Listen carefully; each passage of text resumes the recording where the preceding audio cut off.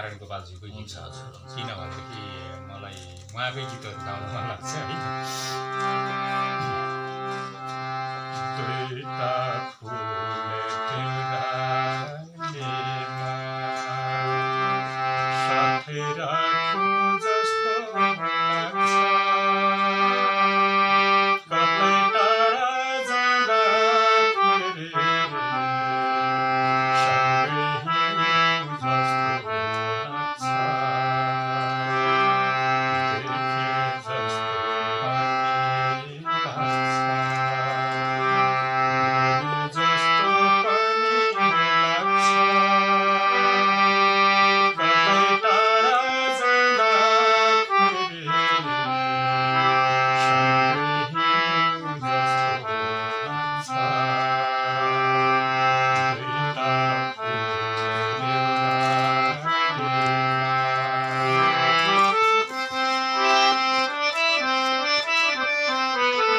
डालीमा। नमस्कार दर्शकबिन, हामी पुनः एउटा अर्को प्रस्तुतिको साथमा उपस्थित भइसकेका छौँ। आजको यो हाम्रो प्रस्तुतिमा एकजना पछिल्लो समय सामाजिक सञ्जाल मार्फत आफ्नो गायन कलाद्वारा चाहिँ चर्चामा आउनुभएका एकजना पात्रसँग छौँ। हामी भाइरल भन्दा पनि उहाँलाई एउटा सम्मानित पात्रको रूपमा लिन्छौँ। उहाँ हुनुहुन्छ तपाईँ हाम्रै चिरपरिचित प्रतिभा सम्पन्न प्रतिभा सत्यनारायण लामा। तपाईँलाई स्वागत छ। तपाईँ पछिल्लो समय निकै खोजीको पात्र हुनुहुन्छ, एउटा सम्मानित पात्र भन्छ हामी। भाइरल त देशान जस्तोलाई भाइरल भन्छ नि है, भाइरल भनेर तपाईँलाई अपमानित नगरौँ। प्रतिभा सम्पन्न प्रतिभा हुनुहुन्छ तपाईँ। कहिलेदेखि यो साङ्गीतिक क्षेत्रमा चाहिँ जोडिनु भएको छ? कति वर्ष भयो तपाईँ लाग्नुभएको? चाहिँ लागेको भन्ने कुरा चाहिँ अब म त्यस्तै 54 सालतिरदेखि हो मैले भोकल क्लास जोइन गरेको भनौँ, साङ्गीतिक एउटा सुरुवात भन्ने कुरा चाहिँ। तर म सङ्गीत भन्ने, गीत सङ्गीत भन्ने चाहिँ म सानै अवस्थादेखि नै मलाई खुब मन पर्थ्यो र म गीतहरू प्रायः पहिलेदेखि सानैदेखि गाउँछु। भनिन्छ जस्तो शिशु र सङ्गीत मन नपराउने मानिस चाहिँ संसारमा सायदै हुँदैन भनिन्छ है। मलाई मनपर्छ, सबैलाई मनपर्छ, तर तपाईँले चाहिँ सङ्गीतलाई नै ज्यादा प्रेम गर्नुभयो। संसारमा त धेरै विधाहरू छन् नि त, पेन्टिङको विधा छ, साहित्यको विधा छ, विभिन्न विधाहरू छन्। तपाईँले साङ्गीतिक क्षेत्रलाई नै चाहिँ किन चुन्नुभयो? मैले एक प्रकारले भन्नुपर्दाखेरि अब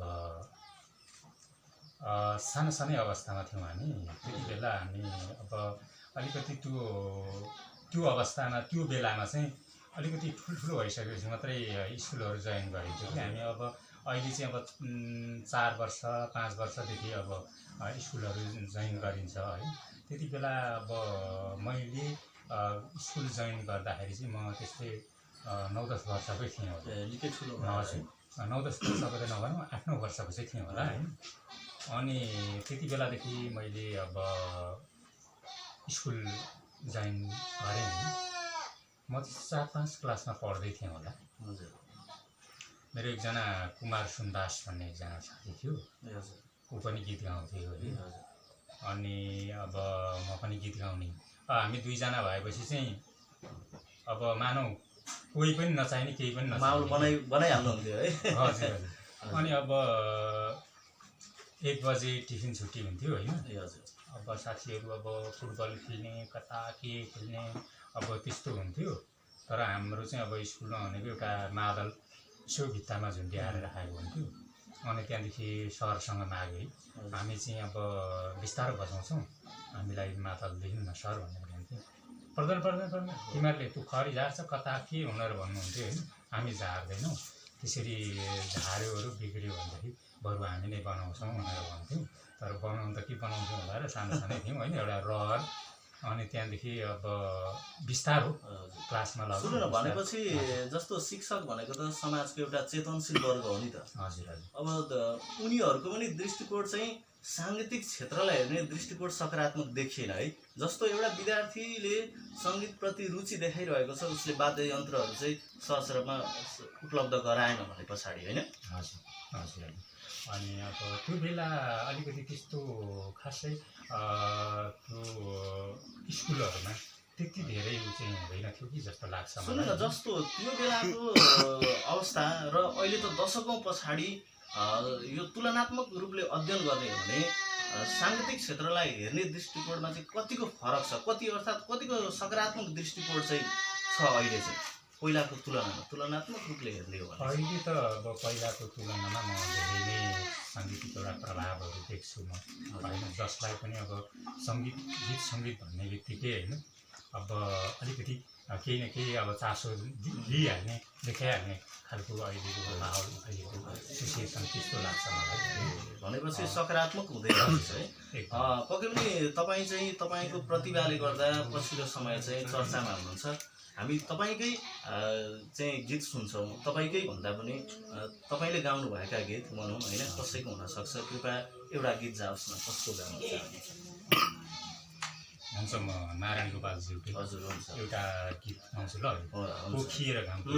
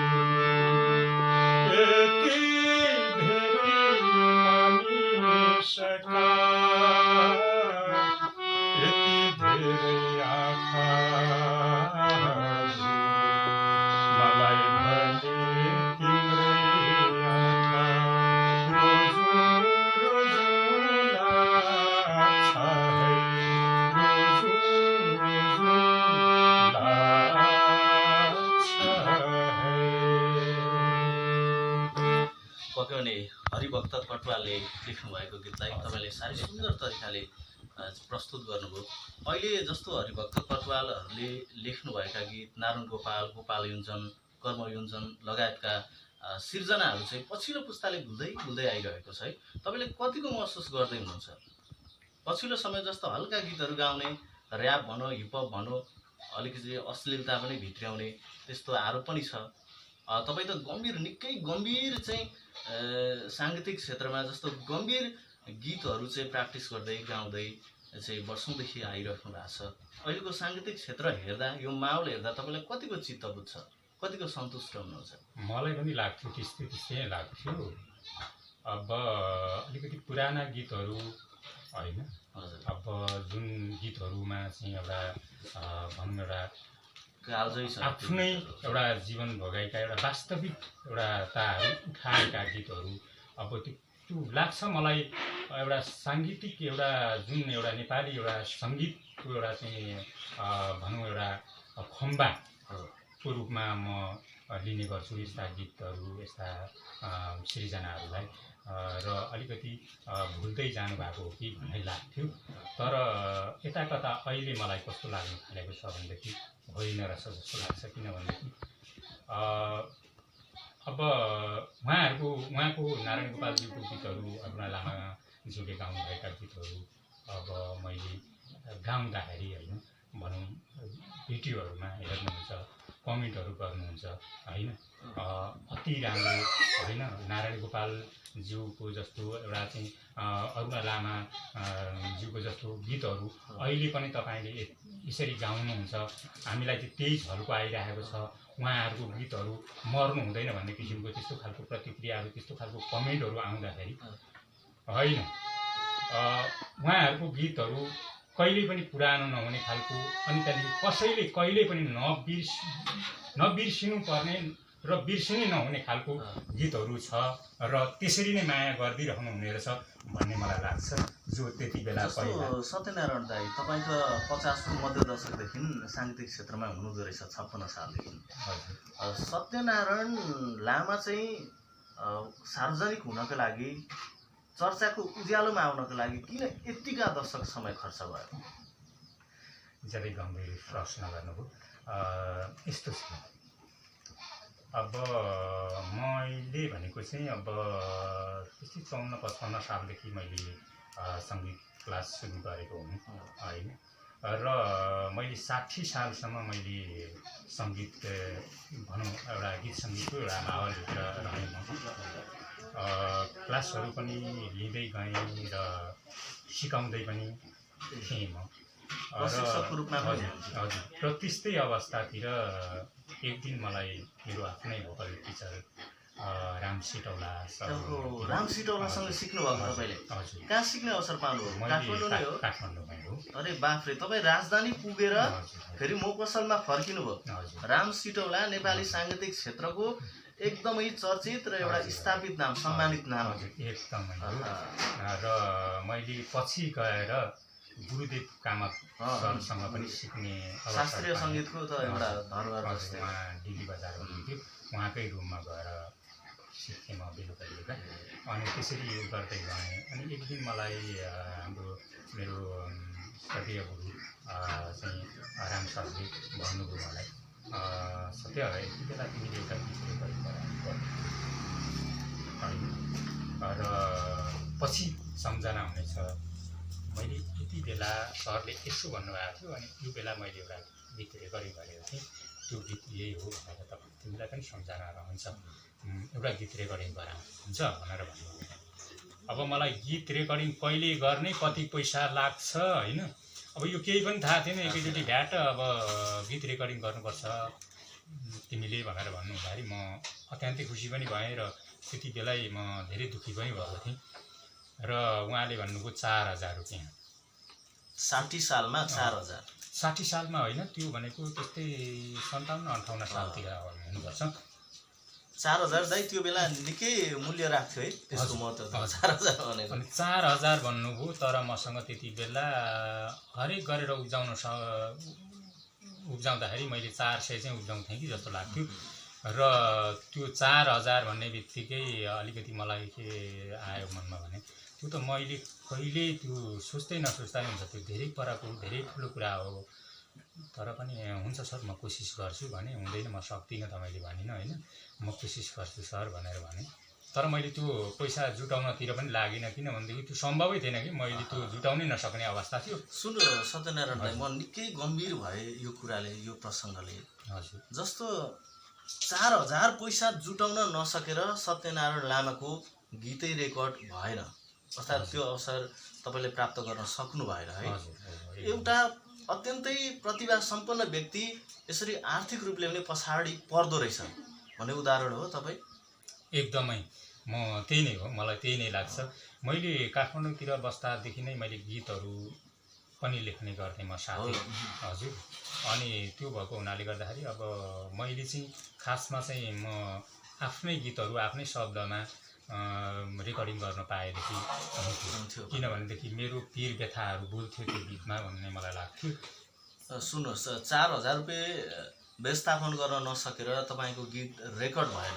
तर पछिल्लो समय तपाईँलाई विभिन्न श्रोताहरूले, सङ्गीत प्रेमी महानुभावहरूले कसरी कसरी हुन्छ पैसा सङ्कलन गर्नु भएर तपाईँको सपना आज आएर साकार भएको छ है। निकै दशक पछाडि हो यो मेरो खबर सुन्नमा आएको छ। हजुर, एकदमै पक्कै पनि। हजुर, श्रद्धेय राम सिटौला नेपाली साङ्गीतिक क्षेत्रको एउटा स्थापित नाम र सम्मानित नाम हुनुहुन्छ। उहाँले नै डोर्याउनु भएको शिष्य आज उहाँको सपना पुरा भएको छ र उहाँ निकै चर्चाको पात्र पनि हुनुहुन्छ। पक्कै पनि उहाँले पनि तपाईँको रेकर्ड भएको गीत सुन्नुभयो होला, सुन्नुहुन्छ होला, अर्थात् तपाईँ यसरी सामाजिक सञ्जालहरूमा छाइरहेको उहाँले पनि देखेर पक्कै पनि गर्व महसुस गरिरहेको हुनुपर्छ, हामी यो विश्वास लियौँ है। पछिल्लो समय तपाईँको रेकर्ड भएको गीत नै सुनाउन दाइ हुन्छ। मेरो एउटा छ डुएट सङ छ, यो रचना रिमालसँग को जाओस् न दाइ। हाट भर्नु चैनपुर बजार भेटघाट तुमलिङता, माया लाउने सोल्टिनी जिउ छ कि मनमा विचार, माया लाउने सोल्टिनी जिउ छ कि मनमा विचार। यस्तो खालको छ। सुन्नु न, जस्तो रचना रिमाल त हिजो आएको भनौँ न, हिजो मात्रै आएको। सत्यनारायण दाइ त 1.5 दशक 2.5 दशक भइसकेछ साङ्गीतिक क्षेत्रमा चाहिँ लाग्नुभएको, एउटा सपनाको बाटो हिँड्नु भएको है। अब हिजो आउने प्रतिभा यति चाहिँ चर्चामा हुन्छ होइन। सत्यनारायण लामा चाहिँ गम्भीर साधना डुबेकै कस्तो लाग्छ दाइ? जस्तो तपाईँले जस्तो रियालिटी सोबाट रचना रिमाल आउनुभयो, तपाईँले कहिले कोसिस गर्नु भएन यसभन्दा अगाडि पनि नेपाली तारा, नेपाल आइडल, नेपाल स्टार पनि चलिरहेको छ, यस्ता सोहरूमा जाउँ भन्ने कहिले लागेन दाइ? यस्तो भयो, मैले फेरि म त्यो काठमाडौँसँग जोड्ने प्रयास जोडिन्छु म। त्यति बेला मैले त्यो गीतहरू रेकर्डिङ गराउन नसक्दाखेरि अलिकति मनमा खिन्नता पनि भयो। पैसा चाहिँदो रहेछ गीतहरू रेकर्डिङ गर्न, पैसा मसँग हुँदैन। आदि कुराहरूले मलाई पिरोल्दै अब त्यति बेलै अब बिहे पनि भयो मेरो। बिहे भइसकेपछि जिम्मेवारी पनि अरू थपियो। अब त्यो हुँदै गइसकेपछि म 60 सालमा चाहिँ दसैँ मान्न भनेर म 10 वर्ष भइसकेको थियो म घर नभएको। हजुर, अनि 10 वर्षपछि म मेरो वाइफलाई लिएर, श्रीमतीलाई लिएर म शङ्करसभा गएँ। शङ्करसभा जाँदाखेरि मेरो आफ्नै बडाबाबुको छोरा हुनुहुन्थ्यो भाइ, उहाँले भन्नुभयो हेर अब यसरी लर्खराएर नहिँड, अब तैँले बिहे पनि गरिस्, बिहे गरिसकेपछि मान्छे व्यावहारिक भयो, अब भोलिका दिनहरू हेर्नुपर्छ, यसरी हुँदैन। बरु यतै एउटा सानो यसो पसल राख, सामानहरू पैसा छैन तँसँग भनेदेखि बरु म केही सामानहरू भनिदिउँला, दिन्छ। अब तँलाई पो अब देखेको छैन, कसैले पनि चिनेको छैन होइन। अब 10 वर्ष भइसकिस् तँ यसरी हिँडेको होइन, तँलाई विश्वास नगर्न पनि सक्छ, तँसँग पैसा पनि छैन होला, तर म त यहीँ बसेको मान्छे हो, मलाई सबैले चाहिँ यो कस्तो मान्छे हो, यसले कस्तो व्यवहार गर्छ भन्ने कुराहरू सबै थाहा छ। त्यो भएको हुनाले गर्दाखेरि म तपाईँ सामानहरू गर्नु भनेपछि त जस्तो समग्र भन्दा तपाईँ गृहस्थी जीवनमा प्रवेश गर्नुभयो। अनि त्यसपछि म काठमाडौँ छोडेर शङ्करसभा बसेँ। काठमाडौँ छोडेर म शङ्करसभा बसेको भन्नुहुन्छ भने तपाईँको 60 सालमा मैले काठमाडौँ छोडेँ, सङ्गीत पनि छोडेँ होइन। अनि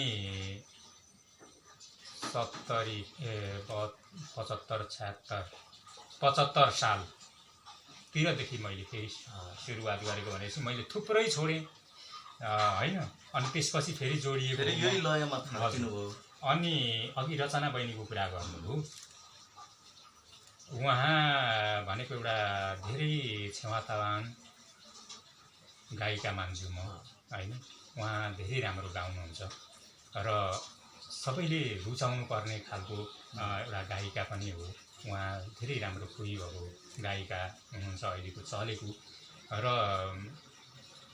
त्यति धेरै चल्नुको कारण भन्ने कुरा पनि अब उहाँमा त्यो खुबी छ, धेरै राम्रो गाउन सक्नुहुन्छ उहाँले, त्यो भएको हुनाले गर्दाखेरि हो। र उहाँलाई चाहिँ म पनि धेरै नै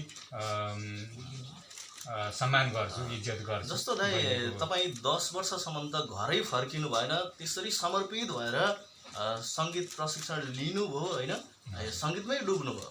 फेरि दाम्पत्य जीवनमा बाँधिएपछि गाउँ फर्किनुभयो, गृहस्थी जीवन बिताउन थाल्नुभयो। सङ्गीतबाट लगभग मनभरि त गुनगुनाउनु भयो होला, प्रत्यक्ष त लाग्नु पाउनु भएन। धेरै वर्ष पछाडि फेरि तपाईँले पुरानै धारमा फर्किनुभयो, त्यही हार्मोनियम समाएर आफ्नो अनुभूतिहरू चाहिँ गुनगुनाउन थाल्नुभयो है।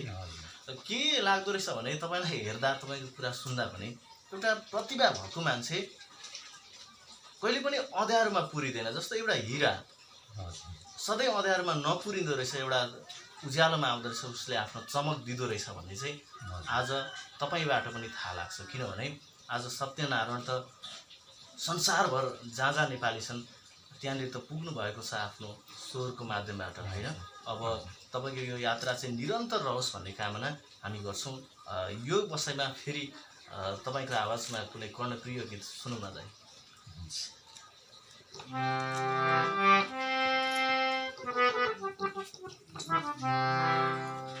म नारायण गोपालजीको गीत छ, किनभनेदेखि मलाई उहाँकै गीतहरू गाउन मन लाग्छ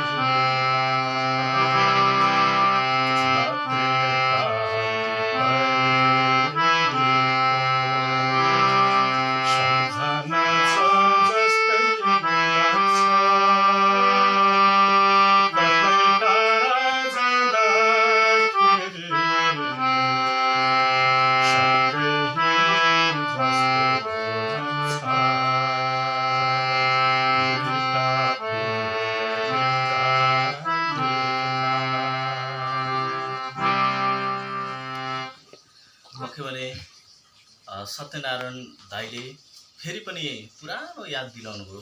दुईटा फुल देउरालीमा सँगै राखे जस्तो लाग्छ, कतै टाढा जाँदाखेरि साथै हिँडे जस्तो लाग्छ है। सम्भवतः यो पनि हरिभक्त कटुवालले नै लेख्नु भएको गीत हुनुपर्छ। सत्यनारायण दाइलाई भेट्दा कस्तो लाग्दैछ भने हाम्रो पुस्ताले त नारायण गोपाललाई भेट्न सम्भव भएन, कर्म योञ्जनलाई भेट्न पनि सम्भव भएन, गोपाल योञ्जनलाई भेट्न पनि सम्भव भएन।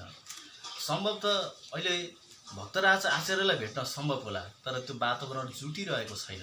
तर दाइलाई भेट्दाखेरि त्यो एकमुष्ट सम्पूर्ण प्रतिभाहरू, त्यस्ता दिग्गज स्रष्टाहरू चाहिँ भेटे जस्तो अनुभव भइरहेको छ। किनभने यस्ता गीतहरू यदाकदा रेडियोहरूबाट अर्थात् खोजेर कतै युट्युबबाट सर्च गरी सुन्दा मात्रै हो, नभए यस्ता गीतहरू चाहिँ अब विस्मृतिमा गए कि जस्तो लाग्छ। तर होइन, यस्ता गीतहरू चाहिँ एउटा इतिहास बोकेर, एउटा काल बोकेर, सिङ्गो समय बोकेर चाहिँ सत्यनारायण लामा भएर पनि बाँचिरहेको छ है दाइ। अत्यन्तै खुसी लाग्छ। म पनि किनभने एउटा साहित्य र सङ्गीतलाई चाहिँ अत्यन्तै प्रेम गर्ने मान्छे भएकाले यस्ता गीतहरू सुन्दा अनि यस्ता प्रतिभासँग चाहिँ यसरी भेट्न पाउँदा अत्यन्तै खुसी लाग्छ मलाई। दाइ जस्तो युट्युबतिरै आएका कुराहरूलाई कतिको सत्य हो मान्ने हो भने कुनै समय तपाईँ ट्र्याक्टरमा लेबर काम गर्नुहुन्थ्यो दाइ? एकदमै है। अब यस्तो भयो त्यो काम गर्नुपर्ने अवस्था भन्दा पनि अब हुन त म काम गरेर खानदेखि अब भनौँ न एक लजाउनु पर्दाखेरि म शरम चाहिँ मान्दिनँ, किनभनेदेखि मेरो ससुराली गाउँ पनि हो यो होइन। ए हो। चाहे जे होस् काम गरेर खानलाई त्यस्तो अप्ठ्यारो मान्नुपर्छ जस्तो मलाई लाग्दैन। सुन्नु जस्तो मलाई लागेको हजुर अथाह क्षमता सत्यनारायणमा छ, तर सत्यनारायण चाहिँ ट्र्याक्टरमा चाहिँ लेबर काम गर्नु परिरहेको छ। एउटा विडम्बना मान्नुहोस् न, व्यवहारिक विडम्बना। तपाईँलाई बारम्बार लाग्यो होला होइन म कहाँ पुग्नु पर्ने मान्छे, कतै कहीँ पो भुलिरहेको छु कि, होइन म यो के गरिरहेको छु भन्ने त बारम्बार फिलिङ्स भयो होला नि त, अनुभव। मलाई कहिले त्यस्तो पनि भएन होइन। अब मलाई लाग्छ अहिले चाहिँ मलाई के लाग्छ भनेदेखि होइन म भित्र पनि केही छ के हो जस्तो चाहिँ मलाई पनि लाग्छ होइन। तर मैले आफूले चाहिँ मैले उ बेलादेखि नै मैले त्यस्तो महसुस मैले कहिल्यै गरिनँ। मसँग यस्तो चिज थियो, मैले यो गर्नुपर्ने थियो, तर म यता हराइरहेको छु जस्तो चाहिँ मलाई कहिले पनि लागेन। किनभने म समय परिस्थितिले मलाई जहाँ जहाँ पुर्याउँछ म त्यहीँ रमाउने मान्छे हो। कस्तो धैर्यताको साथ टिकिन लागिराख्नुभयो। परिस्थितिले विभिन्न सङ्घर्षका देउरालीहरू चढ्नु पर्यो है, विभिन्न समयको जङ्गार त तर्नु पर्यो नि तपाईँले। त्यस्ता विषम परिस्थिति पनि भोग्नु पर्यो कि। एउटा प्रतिभावान व्यक्ति त वातावरण अनुकूल नहुँदा फ्रस्ट्रेसनमा जाने सम्भावना ज्यादै हुन्छ क्या दाइ। तर तपाईँ त कस्तो आफूलाई नै नियन्त्रण गरेर अघि बढिराख्नुभयो। तर त्यो समयमा त तपाईँ आउनुभयो, फेरि पुरानै लयमा त फर्किनु भएको छ है। म सम्झिन्छु महाकवि लक्ष्मीप्रसाद देवकोटाले एउटा निबन्धमा लेख्नु भएको छ कि नेपालका बग्नरहरू कतै खेत खनिरहेका छन्, नेपालका सेक्सपियरहरू कतै जङ्गलमा गोठाला गरिरहेका छन् भन्ने उद्गार चाहिँ सत्यनारायण लामामा चाहिँ एकदमै म्याच हुने रहेछ, मिल्ने रहेछ। मलाई त्यो अनुभूति भयो। एउटा अथाह प्रतिभा छ, तर हुन्छ नि काम त सानो ठुलो त होइन, तर तपाईँको वेट अर्कैतिर, परिस्थितिले अर्कैतिर डोराइरहेको छ है। अब मलाई चाहिँ के लाग्थ्यो भनेदेखि मैले यति मात्रै सोच्थेँ म कुनै बेला कतैबाट अलिकति पैसा जम्मा गर्न सकेँ भने, अर्थात् पैसा भएछ मसँग भने केही गीतहरू चाहिँ रेकर्डिङ गर्छु भन्ने मलाई लागेको थियो र आफ्नै शब्दमा अनि आफ्नै सङ्गीतमा म गीतहरू रेकर्डिङ गर्नेछु। अनि म मर्नुभन्दा अगाडि एक दुईवटा आफ्नै शब्दमा गीतहरू गाएर मात्रै मर्छु म जस्तो मलाई लाग्थ्यो। तर यता कता अब पैसै नहुँदाखेरि चाहिँ ठिकै छ, अब म छोरासँग भन्ने गर्थेँ तैँले धेरै पढ्नुपर्छ बाबु, अनि त्यहाँदेखि केही गर्नुपर्छ। मैले त्यो बेलामा ऊ बेलामा पढ्न पनि सकिनँ, पढेको भए जागिर खाएर त्यसैलाई आफ्नो भेष बनाएर अरू केही गर्थेँ होला, तर मैले त्यो पनि सकिनँ, पढ्न पनि होइन। तिमीले धेरै पढ्नुपर्छ र मैले सकिनँ भने नि मेरो सपनाहरू तिमीले पुरा गर्नुपर्छ भनेर भन्थेँ म।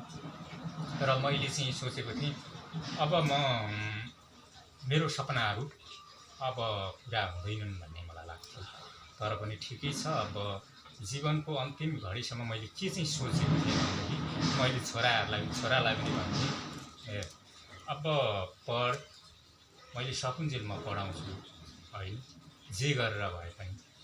अब त्यसपछि भनेको तिमीले पढेर जागिरै भएन, खान सकेनौ नेपालमा भने पनि विदेश गएर भए पनि बुढेसकालमा मलाई एक दुईवटा गीत रेकर्डिङ चाहिँ गरिदिनुपर्छ। कस्तो म तपाईँको कुरा सुन्दा मेरो आङ फुल्लिरहेको छ क्या दाइ। तपाईँ भावुक हुनुभएको छ, तपाईँको आँखा पनि रसाइरहेको छ। एउटा सपनाको बाटो हिँड्ने, एउटा लक्ष्य लिएर हिँड्ने, एउटा त्यही कलाको बाटो हिँड्ने व्यक्तिले एउटा प्रतिभाले मात्रै एउटा प्रतिभाको त्यो मनलाई अनुभव गर्न सक्छ। जुन अनुभूति म गरिरहेको छु, तपाईँको आँखाहरू रसिरहेको छ। तपाईँले भन्नुभयो मैले औपचारिक शिक्षा पनि अघि बढाउन सकिनँ भनेर, तर मलाई लाग्दैन कि दाइ जस्तो झमक घिमिरेले पनि औपचारिक शिक्षा एक पनि पढेका छैनन्, तर नेपालकै सम्मानित पुरस्कार मदन पुरस्कार पाए होइन। विभिन्न विद्वानहरू छन् जसले चाहिँ अक्षरै चाहिँ औपचारिक शिक्षै नलिई पनि आफ्नो प्रतिभाको कारण चाहिँ संसारभर चर्चित भएका उदाहरण छन्। जस्ता हामीले हामीले चाहिँ भन्छौँ लेखनाथ पौडेल भन्छौँ के भन्छौँ, उनीहरूको पनि अध्ययन हेर्ने भने सेन्ट अफ फेलहरू हुन्। अहिलेको भाषामा भन्दा सेन्ट अफ फेलहरू हुन्। विभिन्न छन् त्यस्ता दृष्टान्तहरू हामी दिन सक्छौँ। विभिन्न प्रतिभाहरू सो अध्ययन भनेको छ। केदारमान व्यथितको औपचारिक शिक्षा छैन तर एउटा सुनौलो नाम छ नेपाली साहित्यमा। यस्ता विभिन्न प्रतिभाहरू छन्। त्यसकारण सत्यनारायण लामा औपचारिक शिक्षा भएन भनेर हिंताबोध मानेर चाहिँ बस्नुपर्ने कारण केही पनि छैन। र तपाईँले भन्नुभयो म मर्नुभन्दा अगाडि चाहिँ मेरा छोराले मेरो गीत एक दुईवटा चाहिँ रेकर्ड गरिदिए धन्य हुन्थ्यो भन्ने जस्तो एउटा सपना छ नि।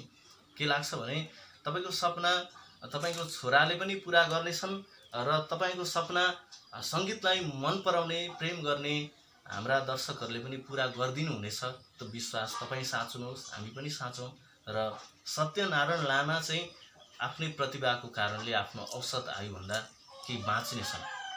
एउटा प्रतिभा लाग्छ, प्रतिभा झट्ट मरेर गइहाल्दैन, केही बाँच्छ। जसरी नारायण गोपाललाई उहाँ सम्झिराख्नु भएको छ, जसरी हरिभक्त कटुवालको शब्दहरू चाहिँ उहाँले गाइराख्नु भएको छ। उहाँहरू पनि दशकौँ अघि चाहिँ यो संसारबाट चाहिँ विदा भएर गइसक्नु भएको प्रतिभाहरू हो, तर आफ्नो प्रतिभाकै कारण उहाँहरू बाँचिराख्नु भएको छ।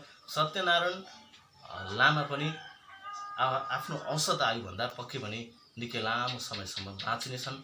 श्रोताहरूले दर्शकहरूले चाहिँ उहाँलाई सम्झिराख्नेछन्। यो उहाँको प्रतिभाको कारणले हुनेछ।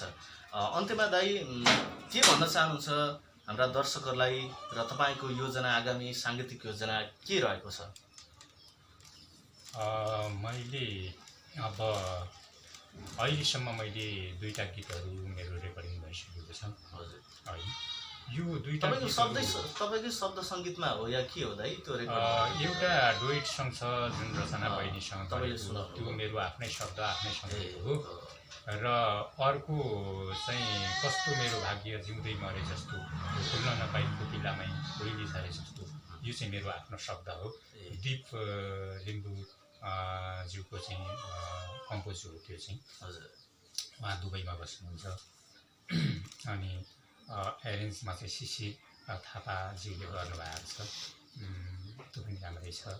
र अहिले जति पनि मेरो गीतहरू रेकर्डिङ हुनुमा, मेरो सपना पुरा हुनुमा उहाँहरू जसले मलाई माया गर्नुभएको थियो, जसले मलाई चाहिँ मेरो लागि एउटा सहयोगी हातहरू उठाउनु भएको थियो, एउटा सहयोगी मन थियो, एउटा विशाल चाहिँ एउटा चाहिँ मायाको एउटा भण्डार थियो, जसमा उहाँहरूको एउटा सहयोगले नै मेरो सपनाहरू पुरा भएको छ। र कतिपय धनले नभए मनले सहयोग गर्नेहरू पनि थुप्रै हुनुहुन्छ होइन। उहाँहरूले पनि मलाई थुप्रै हौसलाहरू, उत्साहहरू होइन, मलाई चाहिँ थप ऊर्जाहरू दिनुभएको छ अगाडि बढ्नको लागि। अब त्यो पनि मेरो सबैभन्दा ठुलो सहयोग हो। किनभनेदेखि अब पैसै सहयोग गर्नु ठुलो कुरा पनि होइन होइन, र पैसा नभए पनि हुँदैन, त्यो आफ्नो ठाउँमा छ। तर मनले, तन मनले सहयोग गर्नु भनेको धेरै ठुलो कुरा हो। मलाई कमेन्टमा 2 शब्द मात्रै वा दाइ धेरै राम्रो छ भनेर भनिदिनु भयो भने पनि मलाई कति हौसला हुनेछ। अब यस्तो खालको कमेन्टहरूले गर्दाखेरि, अनि उहाँहरूको त्यति राम्रो प्रतिक्रियाहरूले गर्दाखेरि, अनि उहाँहरूकै सहयोगले गर्दाखेरि आज सत्यनारायण लामाको सपना पनि जाँदै म के सोध्न चाहन्छु भने, जस्तो सत्यनारायण लामालाई चाहिँ सार्वजनिक चाहिँ सबैभन्दा पहिला चाहिँ कसले गर्यो, कुन च्यानल मार्फत भयो, कुन व्यक्तिको थ्रोबाट चाहिँ तपाईँ यसरी आम दर्शकहरूमा छाउनु गर्दा? सबैभन्दा पोजिटिभ नेपाल प्रकाश श्रेष्ठ, हामी प्रकाश श्रेष्ठ, मुस्कान सुब्बा लगायतका सम्पूर्ण हाम्रा सहकर्मी मित्रहरूलाई धन्यवाद दिन चाहन्छौँ। किनभने तपाईँहरूले साँच्चै एउटा क्षमता भएका प्रतिभालाई चाहिँ सार्वजनिक गर्नुभएको छ, उजागर गर्नुभएको छ, र तपाईँहरूको कार्य सराहनीय छ। हामी फुलेर प्रशंसा गर्छौँ तपाईँहरूको कार्यलाई है दाइ। हामी धन्यवाद पनि दिउँ हाम्रा मित्रहरूलाई। जाँदा जाँदै दाइ हामी यत्तिकै बिदा हुन्छौँ। हामीलाई यो समय उपलब्ध गराउनुभयो, तपाईँलाई धेरै धेरै धन्यवाद। जाँदा जाँदै केही गुनगुनाइदिनु होला कृपया। यो वाद्ययन्त्रै बजाएर है केही सुन्दर सुनिन सक्छ? एउटा म थोरै यो नबजाइकनै ए हजुर होइन सबै गीतहरू अब बजारै गाएँ। हजुर। सुमेर पान भरी लेखी म लेखिदिन्छु प्रीतिका बाचहरू जाने जाति लेखिदिन्छु सुमेर पान भरी। यति गाइन्छ। यो पनि नारायण गोपालजीले नै गाउनु। तपाईँले हामीलाई समय उपलब्ध गराउनुभयो, फेरि पनि तपाईँलाई धेरै धेरै धन्यवाद भाइ। थ्याङ्क यू सो मच यसको लागि। र हजुरहरूले पनि टाढादेखि आउनु भएर मेरो घरसम्मै आउनु भएर दुई चारवटा केही हाम्रो श्रद्धेय सुर सम्राट नारायण गोपालज्यूको दुई चारवटा गीतहरू गाउने मौका दिनुभयो, अनि त्यहाँदेखि आफ्ना मनका दुई चारवटा कुराहरू बोल्ने मौका दिनुभयो। त्यसको लागि यहाँलाई धेरै धेरै धन्यवाद भन्न चाहन्छु। र तपाईँको जुन एउटा च्यानल युनिटलाई पनि म धन्यवाद दिन चाहन्छु। र धेरैभन्दा धेरै सब्सक्राइबहरू अनि त्यहाँदेखि अब लाइक सेयरहरू कमेन्टहरू प्रतिक्रियाहरू दिनुहोला भन्दै मलाई माया गरिदिनु हुने सम्पूर्णलाई म चाहिँ अन्तर्हृदयदेखि नै धन्यवाद। आदरणीय दर्शकबिन, आजको प्रस्तुतिमा हामीले सत्यनारायण लामालाई प्रस्तुत गऱ्यौँ। यो हाम्रो सामग्री हेरिदिनु भएकोमा तपाईँलाई धेरै धेरै धन्यवाद भन्दै हामी बिदा हुन चाहन्छौँ। नमस्ते।